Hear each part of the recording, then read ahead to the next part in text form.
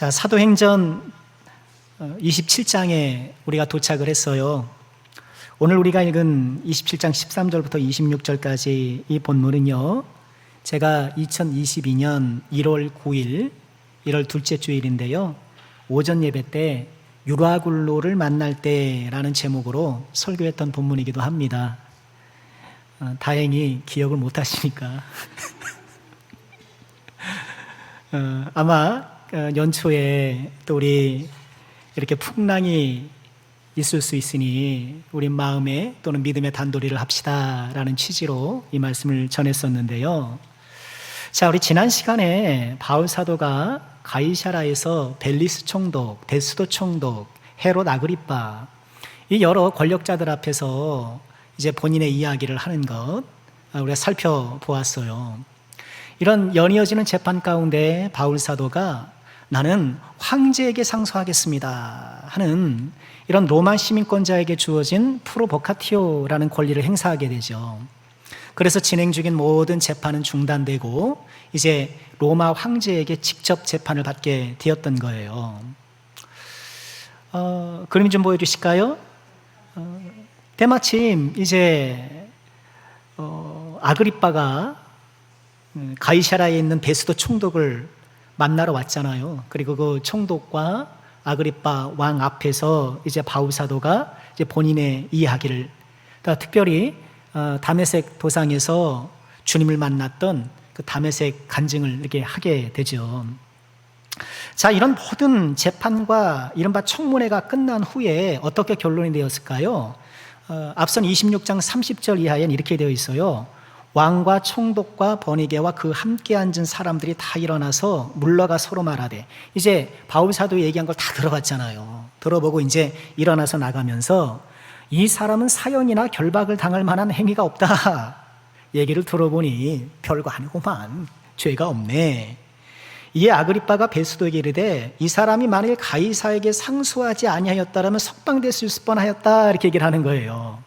아니 그냥 다 이거 아무것도 아닌데 그래도 가이사에게 상소를 했으니 어쩔 수 없이 재판은 받아야 되겠지만 그러지 않았더라면 석방될 뻔했네 하면서 일어나 나갔던 거예요. 자, 그리고 우리가 읽은 이 27장은요 이제 바울 사도가 드디어 로마로 가는 이야기예요. 죄수의 신분으로 황제에게 재판받기 위해서 지금 로마로 가는데요. 자, 오늘 유라굴로 강풍을 만난 이야기를 통해서 우리가 좀 두 가지를 묵상해 보고 싶어요. 첫 번째는 너무나도 잘 아는 사실이지만 믿음의 항해에도 강풍이 찾아올 수 있다는 거예요. 오늘 이 믿음의 항해, 바울의 로마행은 본인이 가고 싶어서 그런 것이 아니었잖아요. 하나님께서 이것을 먼저 계획하신 일이잖아요. 기억나시나요? 이제 예루살렘 성전에서 유대인들에게 집단 린치를 당하고 막 얻어맞고 그리고 이제 공회에 가서 재판을 받고 하는 이런 와중에 하나님께서, 예수님께서 바울 사도에게 나타나셨잖아요. 사도행전 23장 11절에 보면 그날 밤에 주께서 바울 곁에 서서 이르되 담대해라. 내가 예루살렘에서 나의 일을 증언하는 것 같이 어디에서도요? 로마에서도 증언하여 하리라. 이렇게 말씀을 하셨던 거예요. 로마로 가서도 로마에도 가서 복음을 전할 거라고 말씀하셨지만 어떤 과정을 통해서 로마로 가게 될지는 아직 몰랐잖아요. 그런데 이렇게 2년여 동안의 지리한 재판의 과정을 통해서 이제 죄수의 신분으로 공짜로 가는 거죠. 그러니까 죄수 신분으로 이렇게 가게 됐는데 이것 또한 하나님의 섭리가 아니겠어요. 자, 우리 사도행전은요 로마로의 항해를 매우 자세하게 기록하고 있어요. 그래서 이 사도행전 오늘 본문 27장 이야기가 여러분 지금부터 2000년 전이잖아요. 그때 사람들이 배를 어떻게 타고 다녔는가, 풍랑이 일었을 때는 어떻게 조치했는가, 이런 것들을 볼 수 있는 아주 소중한 자료라고도 해요. 자, 우선 로마로 이송되는 과정을 볼까요? 지도 좀 보여주시죠.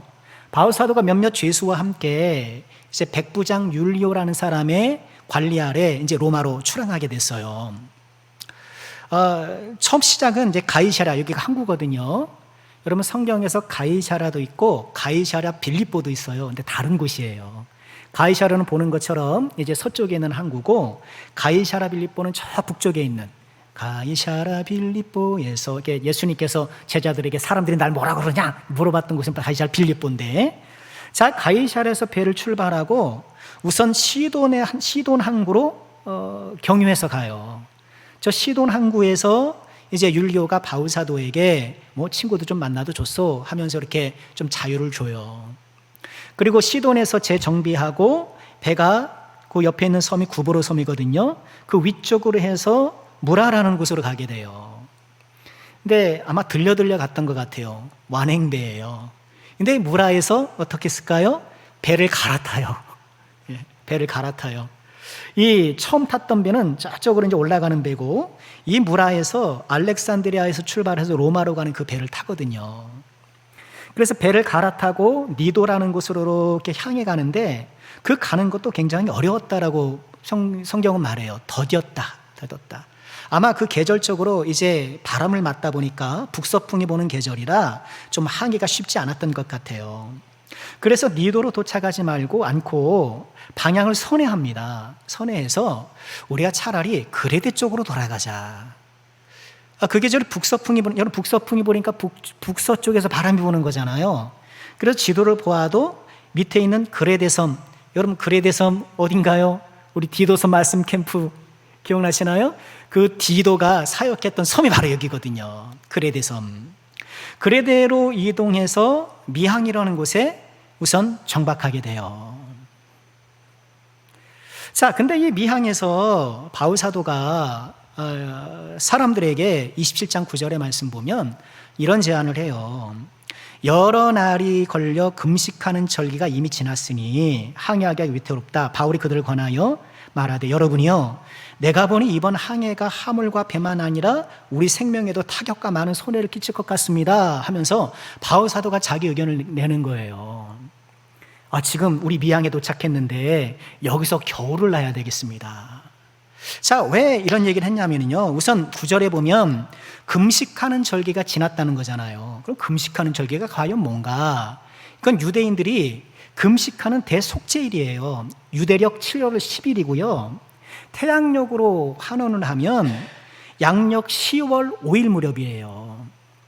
근데 당시 로마 시대의 항해 규정, 이건 뭐 꼭 엄격한 규정인 것까지는 모르겠는데, 항해 규정에 따르면 지중해의 항해가 가능한 때와 그렇지 않은 때를 이렇게 정리해 놨어요.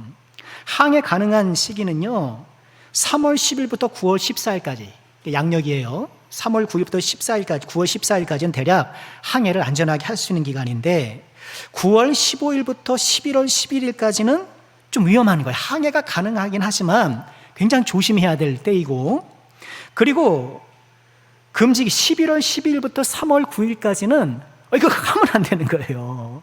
겨울에 약간 석 달 정도 되잖아요. 이때는 하면 안 되는 거예요. 굉장히 위험하니까. 그래서 나중에 우리가 사도행전 계속 읽어보면요, 이제 이렇게 파선해서 그 멜리데 섬에 이렇게 걸리게 되는데, 그 섬에서 석 달 후에 움직여요. 그러니까 그 섬에서 항해 불가능 시기를 맞은 거예요.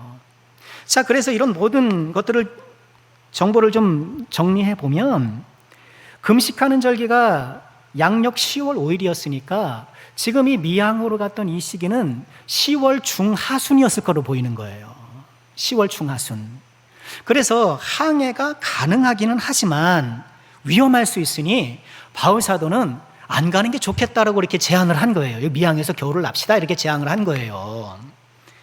아니, 바울 사도가 전문가도 아닌데 뭘 그렇게 가네만에 그런 제안을 했을까 싶은데, 여러분 생각해 보세요. 바울 사도가 지금 1차, 2차, 3차 전도 여행을 다녀온 사람 아닙니까? 그러니까 항해 경험이 무척 많은 사람이에요. 그리고 고린도 후서 11장 25절에 보면 그렇게 본인의 고난을 얘기를 하면서 3번 태장으로 맞고 1번 돌로 맞고 3번 파선했다. 고린도 후서 11장 25절이죠. 3번 파선했다. 일주야를 깊은 바다에서 지냈다라고 얘기를 하는데, 고린도 후서를 쓴 시기가 지금 유라굴로 강풍 맞이했다 먼저란 말이에요. 지금 유라굴로 강풍을 당하기 이전에도 벌써 3번이나 파선했던 경험이 있는 거예요. 그러니 이 바울 사도가 본인의 경험에 의하여 아무래도 지금 움직이는 것은 좀 어려울 것 같지 않습니까? 여기서 겨울을 납시다. 그렇게 얘기를 했는데, 그런데 어떻게 했을까요? 그 말이 받아들이지 않는 거예요. 지도 다시 보실까요? 아까 그 미항에서 겨울을 나자고 했는데, 그 배의 대부분의 사람들이 미항은 겨울을 나기가 좀 어려우니까 아마 항구가 상대적으로 좀 좁았던 모양이에요. 그래서 서쪽 끝으로 가면 베닉스 항이 있는데 그곳으로 이동해서 우리 겨울을 합시다, 이렇게 제안을 한 거예요. 여러분, 우리가 지도를 봐도 아니 그럴듯하지 않겠습니까? 미항은 민박인데 베닉스는 호텔이에요. 그러니 겨울을 석 달을 나야 되니 좀 편리한 곳에 가서 납시다 하고 사람들이 그렇게 의견을 모았고, 그 백부장은 선원과 선주의 말을 따라서 베닉스로 이동하게 된 거예요. 저렇게 미항에서 베닉스로 살짝 이동하는데, 근데 뭐가 불러요? 유라굴로 광풍이 불기 시작했던 거예요. 정신없이. 여러분, 지금 바울 사도가 로마로 가는 그 길은 맞서 말씀드린 것처럼 본인이 로마 여행 가는 게 아니잖아요. 하나님께서 미리 사도행전 23장에서 말씀해 주셨고, 하나님의 계획에 따라가 지금 진행되는 일인데, 이처럼 하나님께서 계획하고 하나님께서 진행한 일이라면 이런 유라굴로 같은 것은 일어나야 되는 거 아니지 않겠느냐. 여러분이 그렇게 생각하지 않습니까? 아니, 하나님께서 허락하시고 하나님께서 계획하시고 실행하시는 일에 왜 유라굴로 강풍이 있어야 하느냐, 우리 그렇게 생각할 수 있잖아요. 그러나 하나님의 계획과 섭리 아래 진행되는 일 가운데서도 하나님께서는 때때로 유라굴로를 허락하실 때가 있다는 거예요. 우리가 그것을 인정해야 돼요. 그것을 받아들여야 돼요. 왜 하나님께서는 그런 걸 허용하실까? 우리 하나님의 그 깊고도 심오한 진리를 우리가 다 헤아려 할 수는 없지만, 그러나 우리가 믿음으로 늘 고백하는 건 뭐예요? 모든 것이 합력하여 선을 이룬다는 거예요. 하나님께서 당신의 자녀들을 사랑하여 진행하는 모든 일들이 결국 하나님의 자녀들을 위한 것, 하나님의 영광을 위한 것이라는 거예요. 여러분, 성경에 그런 사례는 차고도 넘칩니다. 오늘 유라굴로 강풍뿐만이 아니고 우리 16장에서 바울 사도가 마게도냐에 있는 환상도 보잖아요. 아니, 하나님께서 그렇게 환상까지 보여주셔서 에게해를 건너서 그리스로 가게끔 그렇게 인도해 주셨으면, 그 이후로는 가가지고 선교가 잘 되고 교회를 세우고 이런 놀라운 역사가 나타나야 되잖아요. 그러나 에게해를 건너서 빌립보로 도착했을 때 바울 사도를 기다리고 있던 건 뭐예요? 빌립보 감옥이었단 말이에요. 구약으로 가보실까요? 창세기 12장에서 하나님께서 아브라함을 부르시잖아요. 하란에서 살고 있는 그를 부르셔서 가나안으로 내리시잖아요. 바울 사도가 본토 친척 아베 집을 버리고 이제 새로운 출발하고 다 믿음의 다짐을 하고 가나안에 내려왔잖아요. 이렇게 가나안에 내려왔으면 이제 하나님 말씀에 순종했으니 거기서 승승장구해야 되지 않겠습니까? 그러나 그 가나안에서 아브라함이 만난 건 뭐예요? 흉년을 만난 거예요. 약속의 땅에서 흉년을 만난 거예요. 여러분, 우리 인생을 살아가다 내 인생 항해에 갑작스럽게 불어오는 유라굴로 강풍, 우리가 자주 만나잖아요. 질병의 강풍, 세상이 나를 속이는 그 속임수의 강풍, 경제적인 타격의 강풍, 인간관계가 삐걱거리는 그 관계의 강풍, 여러 종류의 강풍을 맞닥뜨릴 때에 여러분, 하나님의 사람들에게도 강풍이 찾아올 수 있다는 이 사실만 생각하더라도 어때요? 우리 마음이 덜 당황하게 되지 않겠어요? 그렇지, 이것도 하나님의 손안인 것이지, 이 또한 하나님의 계획과 섭리 아래 있는 것이지 라고 생각하면, 그 생각하는 순간에 우리가 다시 한번 마음에 용기를 낼 수 있는 것 아니겠어요? 믿음의 항해에도 광풍이 있을 수 있다. 그러나 그 광풍 또한 하나님의 통제 아래 있는 것으로서 모든 것이 합력하여 선을 이루는 일환이 될 것이다.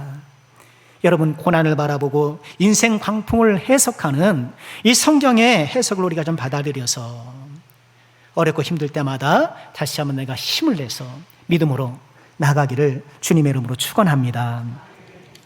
자, 오늘 말씀을 통해 두 번째로 묵상해 보고 싶은 것은요, 이런 광풍에 휘몰아쳐 고생하고 있는 이 사람들 속에서 다른 사람들을 안심시키는 바울사도예요. 참 이게 멋있는 것 같아요. 지금 이 배를 이끌어가는 사람은 정치적으로는, 행정적으로는 로마 백부장이고 기능적으로는 이 선주고 선원들이란 말이에요. 그러나 유라굴로 강풍이 막 몰아치는 가운데에 배의 중심을 잡아주는, 사람들의 중심을 잡아주는 사람은 다름 아니라 바울사도라는 거예요. 여러분, 이것이 하나님의 사람, 이 시대의 교회가 할 일이 아닐까요? 지금 세상이 이렇게 저렇게 흔들리고 정치적으로 막 우리 대한민국 요동치고 또 얼마나 세상이 지금 타락했습니까? 도덕적으로 막 휘청휘청할 때 여러분, 국가 정부도 잘해야 되겠지만, 행정부도 잘해야 되겠고, 정치인도 잘해야 되겠지만, 무엇보다 하나님의 사람들이 흔들리는 이 대한민국 사회를 중심을 잡아주는 그런 사람이 돼야 되지 않겠는가. 한국 교회가, 조국 교회가 그런 역할을 해야 되겠죠. 자, 유라굴로 강풍이 매우 거셌다고 오늘 얘기를 하고요.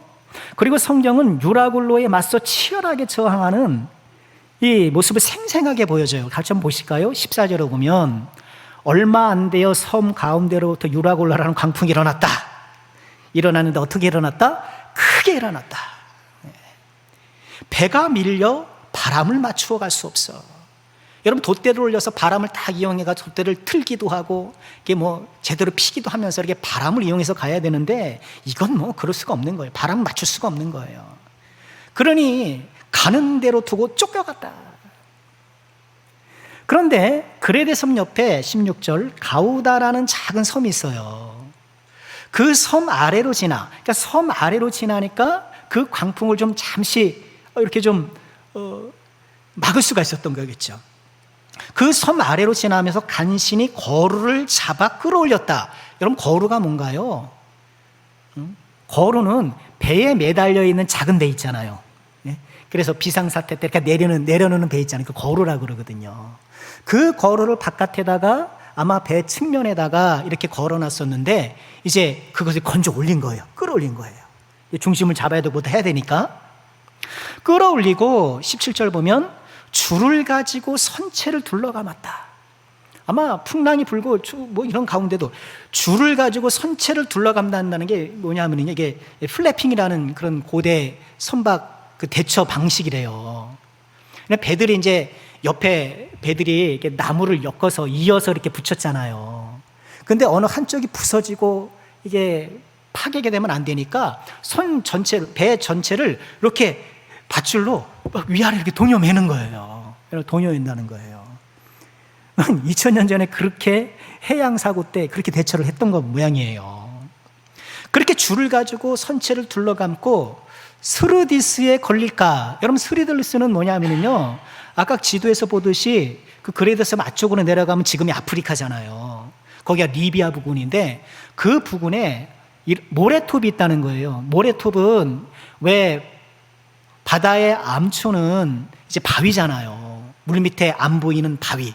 그래서 암초에 딱 걸리면 배가 부서지고 막 큰일 나잖아요. 근데 물 밑에 감추어진 바위는 암초라 그러지만 물 밑에 감추어진 모래 언덕은 스르디스라고 부른대요. 근데 암초를 만나면 배가 부서지지만 스르디스는 어떻게 해요? 배가 걸리는 거예요.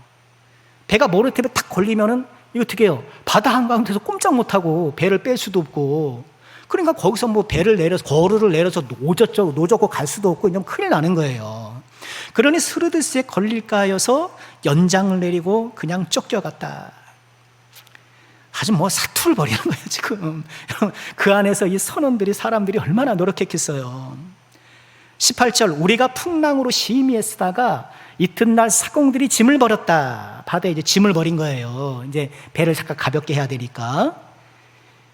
근데 그래서 안 되니까 사흘째 되는 날에는 배의 기구를 그들의 손으로 내버렸다. 이튿날 사흘째까지는 날짜 카운팅이 됐나 봐요.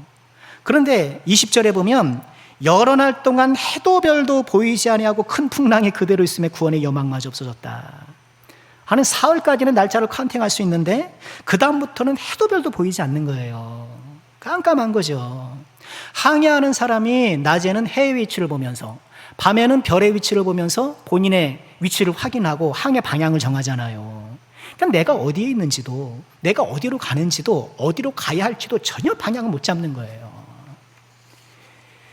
여러분, 이런 유라굴로로 고생하는 이 배 안의 모든 상황들은 인생 유라굴로 강풍을 만났을 때 우리가 겪게 되는 일들과 흡사하잖아요.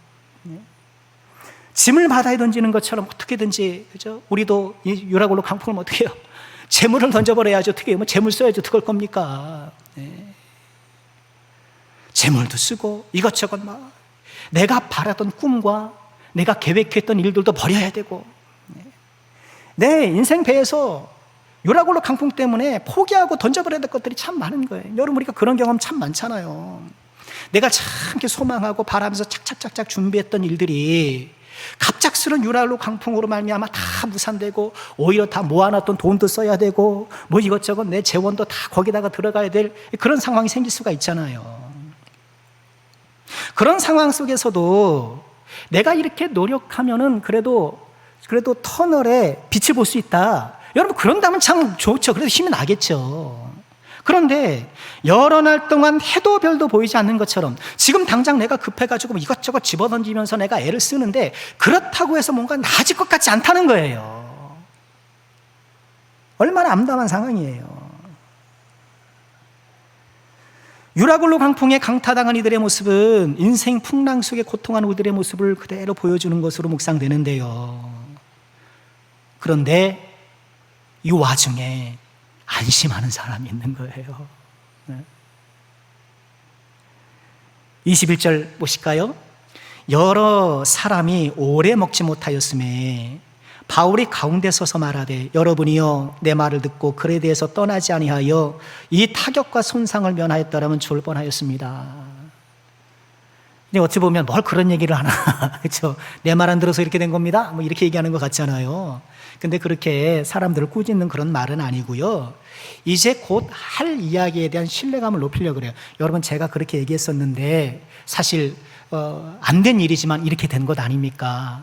그런데 여러분, 지금 제가 하는 말을 좀 잘 들어주세요. 이런 뜻인 거예요. 22절 말씀이요. 같이 한번 읽을까요? 시작. 내가 너희를 권하노니 이제는 안심하라. 너희 중 아무도 생명에는 아무런 손상이 없겠고 오직 배뿐이니라.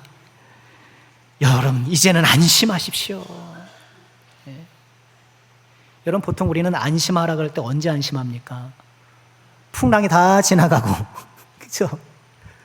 파도가 잔잔해지고, 네? 해와들이 이제 조금씩 보일 때, 여러분 이제 우리 안심합시다, 그럴 수 있잖아요. 그런데 풍랑의 한복판에서 지금 바울 사도가, 여러분 안심하십시오. 다른 사람에게 안심할 것을, 여러분 이것은 본인이 안심한다는 얘기는 본인이 안심한다는 얘기잖아요. 그렇다고 바울 사도가 지금 풍랑이는 이 배 안에서 고통을 면제받은 사람인가요? 바울 사도가 멀미 안 했겠습니까? 본인도 멀미했겠죠. 다른 사람들 다 오랫동안 먹지 못했는데 뭐 바울은 잘 먹었겠습니까? 그럴 수 없었겠죠. 그 풍랑에 휘몰리는 그 배 안에서 동일하게 고통을 당하고 있는 거예요. 그러나 그런 동일한 고통 가운데서도 누군가는 정신 못 차리고 누군가는 안심하게 되더라는 거예요. 여러분, 이것이 믿음의 사람들의 모습이 아닐까요? 바울 사도가 이처럼 풍랑이는 유라굴로에 휘몰리고 있는 이 배 안에서 안심할 수 있었던 근거가 뭘까요? 23절 이하에 나오죠. 내가 속한 바 곧 내가 섬기는 하나님의 사자가 어젯밤에 내 곁에서 말씀하셨습니다. 바울아, 두려워하지 말라. 내가 가이사 앞에 서야겠고 또 하나님께서 너와 함께 항해하는 자를 다 내게 주셔서, 주님께서 말씀하신 거예요. 그러므로 여러분이 안심하라. 나는 내게 말씀하신 그대로 되리라고 하나님을 믿노라. 바울 사도의 안심의 근거는 바로 이거였어요. 그저 사람들 위로하려고 안심하십시오, 그런 게 아니고요. 하나님의 말씀이 이 흔들리는 배 속에서, 흔들리는 상황 속에서, 폭풍의 상황에서 바울 사도를 붙들어주는 영혼의 닻이 되었던 거예요. 하나님의 말씀이 다 있는 거예요. 여러분, 우리가 이걸 좀 배워야 되지 않을까요? 예. 우리가 이걸 배워야 되죠. 이걸 배워야 되죠. 바울 사도의 안심은 어디에서 왔는가? 내려갈 때가 있으면 올라올 때가 있지. 인생사 새옹지마지. 여러분, 그런 게 아니에요. 나는 내게 말씀하신 그대로 되리라고 하나님을 믿노라. 여러분, 우리가 끼고 다니는 이 성경책 속에 하나님께서 우리의 삶을 인도하시고 우리를 주관하신다는 약속으로 가득 차 있지 않습니까? 지금 어떤 인생 유라굴로로 고통하고 있습니까?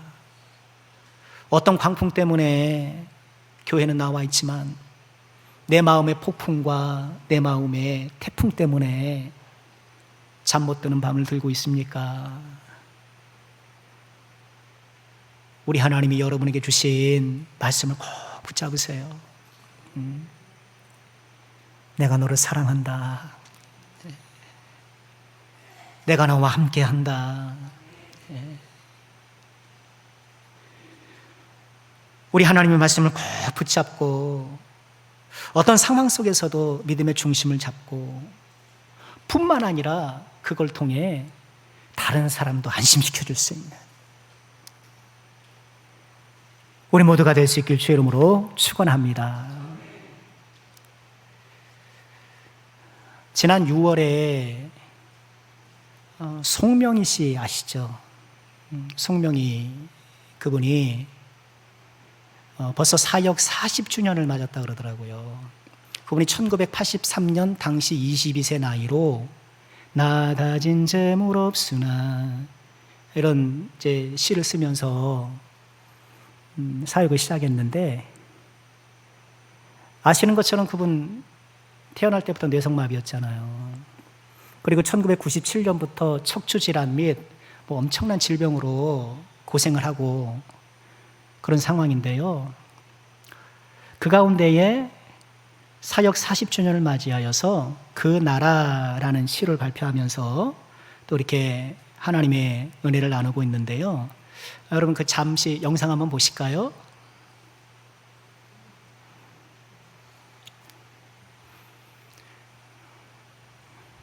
열어주세요. 뇌성마비 찬양 시인 송명희 씨가 사역 40주년을 맞은 올해 신작을 내놨습니다. 건강 악화 속에서 써내려간 시 50편을 그 나라라는 제목으로 엮어 시집을 냈는데요. 지옥 같은 세상사에서도 그 나라, 천국을 경험할 수 있다고 시인은 시를 통해 전했습니다. 천수연 기자입니다.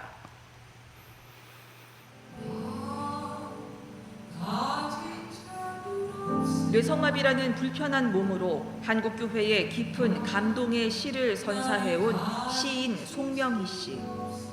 1985년 첫 시집과 찬양곡을 발표했던 22살의 어린 시인이 어느새 사역 40주년을 맞았습니다.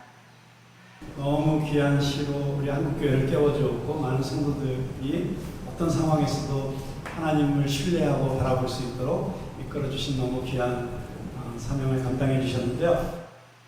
홍정길 목사, CCM 가수 송정미 씨 등 송명희 시인과 지난 40년을 함께 해온 지인들이 이를 축하하고 감사하는 시간을 가졌습니다. 나, 그 이름 등 시인의 시에 곡을 붙인 대표적인 찬양을 함께 부르면서 여전한 감동을 나눴습니다.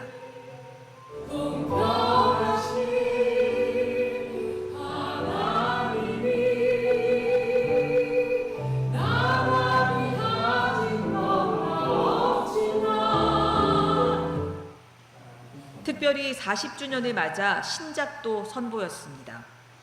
그 죽음으로 그 나라에 살아서 내가 그 나라 안에 들어가서 그는 그 나라로 죽고 나는 그 나라 되었다. 수위를 짓듯 그 나라 시 50편을 기록했다는 송명희 시인은 힘겹게 입을 열어 살다 보면 지옥이 더 많지만 그 속에서 천국을 느낄 수 있다고 고백했습니다.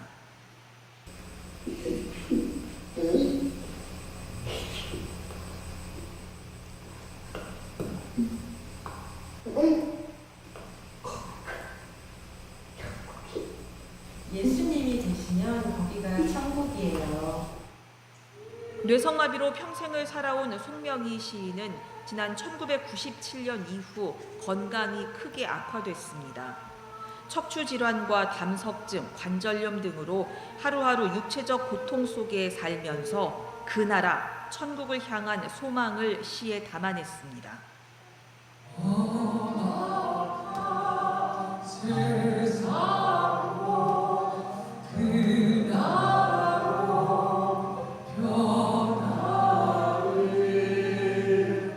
세상의 고통이 무엇인지 누구보다 잘 아는 시인.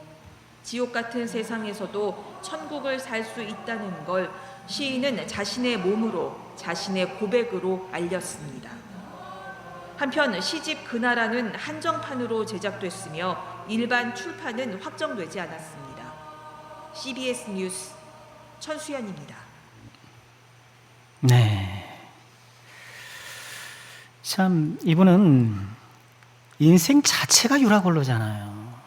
인생 자체가 유라골로였는데 그럼에도 그 마음속에 하나님의 나라가 살아있고, 여러분 그 중간에 그 식구가 살짝 소개됐잖아요.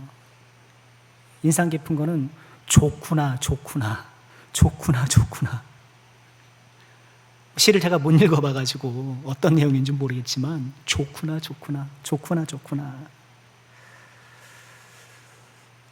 지금 인터넷에서 조금 보니까 이런 시구가 있더라고요. 이제 그 나라라는 시가 이제 여러 편으로 이렇게 연재되고 있는 것 같은데요. 예수 그 이름으로 내 안에 오는 그 나라, 그의 살과 피로 채워지는 그 나라, 그 말씀이 내 속에 역사하시며 그 생명이 나를 살리시고 그 성령이 나를 감싸시면 나는 그 나라. 내가 그 나라. 여러분 참 너무 소중한 분이시죠. 너무 소중한 분이시고, 어린 시절에 80년대 여러분 그때 얼마나 이 찬양 우리가 감사했고 감동했습니까? 네. 이제 62세가 된 것이죠. 그러면서도 여전히 유라굴라 강풍 속에서도 하나님 나라를 소망하고 우리를 안심시켜 주잖아요. 본인이 안심할 뿐만 아니라 우리까지 안심시켜 주시는 하나님의 귀한 은혜를 누리고 있는데요. 하나님의 말씀이 역사하여 전 인생이 유라굴로의 삶이지만 넉넉히 이겨나가고, 본인뿐만 아니라 주변 사람들을 안심시키는 이 하나님의 귀한 여정을 볼 때 우리도 도전받지 않습니까? 우리도 안심할 뿐만 아니라 안심시켜주는 사람, 여러분이요 안심하라라고 이야기할 수 있는 하나님의 나라로 가득 찬 저와 여러분 우리 모두가 되어야겠습니다. 이 귀한 은혜가 우리 모두에게 함께 하시기를 주님의 이름으로 축원합니다.